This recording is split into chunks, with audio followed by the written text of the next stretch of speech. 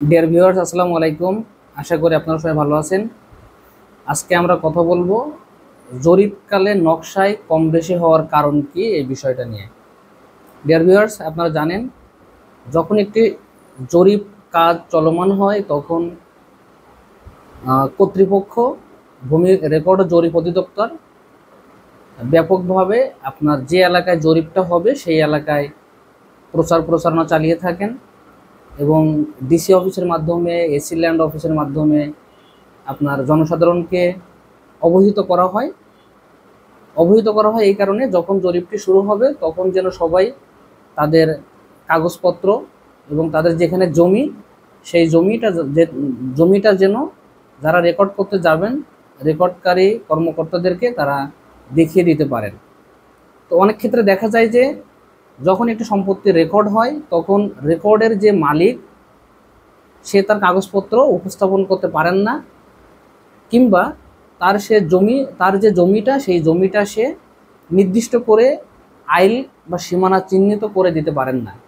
যার ফলে দেখা যায় যে যখন রেকর্ডটি মাঠ পর্যায়ে সম্পন্ন হয় এবং ওই মাঠ পর্যায়ে রেকর্ডের ভিত্তিতে যখন নকশা তৈরি করা হয় কিংবা ম্যাপ তৈরি করা হয়, তখন যদি কোনো ব্যক্তি তার জমির আল চিহ্নিত করে দিতে না পারেন বা সীমানা চিহ্নিত করে দিতে না পারেন, তাহলে দেখা যায় যে তার জমি নকশাতে কম বেশি হয়ে যায়, কিংবা তার তার জমির যে নকশা আছে পার্শ্ববর্তী যে ব্যক্তি দখলে আছেন তার জমির সাথে কম বেশি হয়ে যায়। তো যখন একটি জমি সরজমিনে রেকর্ড শুরু হবে তখন ভূমি মালিকের প্রথম করণীয় হলো তার কাগজপত্র অনুযায়ী তার যেখানে জায়গা সেই জায়গাটার আল বা সীমানা চিহ্নিত করা, এবং সীমানা চিহ্নিত করা একই সাথে যখন রেকর্ডটি সম্পন্ন হবে, যখন মাঠ পর্যায়ে যখন রেকর্ড যারা করবেন সেই অফিসারদেরকে তার জমিটা চিনিয়ে দেওয়া, এবং চিনিয়ে দেওয়া যখন এই জমিটা মাপা হবে তখন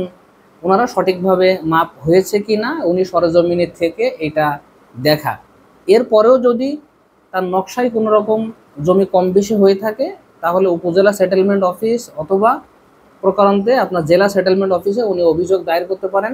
অভিযোগ দায়ের করার প্রক্রিয়া হলো 30 বিধিতে উনি আবেদন করতে পারেন। 30 বিধিতে আবেদন করার পরে যদি উনি হেরে যান তাহলে 31 বিধিতেও উনি আবেদন করে ওনার নকশা কিংবা কোনো রেকর্ড যদি কোনো ভুলভ্রান্তি হয়ে থাকে, জমির পরিমাণ কম বেশি হয়ে থাকে, তাহলে উনি